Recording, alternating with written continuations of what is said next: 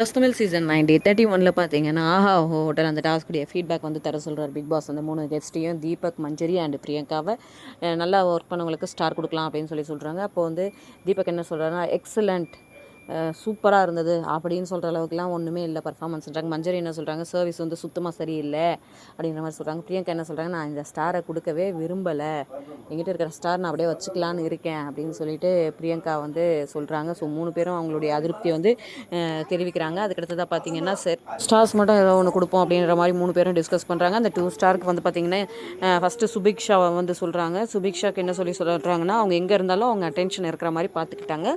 அதனால் வந்து அவங்களுக்கு ஒரு ஸ்டாரை கொடுக்குறோம் அப்படின்னு சொல்லி அவங்களுக்கு ஒரு ஸ்டாரை கொடுக்குறாங்க. அதுக்கு அடுத்ததாக பார்த்தீங்கன்னா வியானாவை வந்து சொல்கிறோம். வியானா வந்து கிச்சனில் வேலை செஞ்சுட்டு இருந்தாலுமே அவங்க வந்து இன்ட்ராக்ட் பண்ணிக்கிட்டே தான் இருந்தாங்க அப்படின்னு சொல்கிறாங்க. ஸோ வியானாக்கு ஒரு ஸ்டார் கொடுத்துருக்காங்க. இவங்க 2 பேர் தான் ஸ்டார் பர்ஃபார்மர்ஸாக வந்து வாங்கியிருக்காங்க. பார்ப்போம் நாளைக்கு என்ன நடக்க இருக்குது. இந்த மாதிரி அப்டேட்ஸ் உங்களுக்கு வேணும், நம்ம சேனல் லைக் பண்ணி சப்ஸ்கிரைப் பண்ணுங்கள்.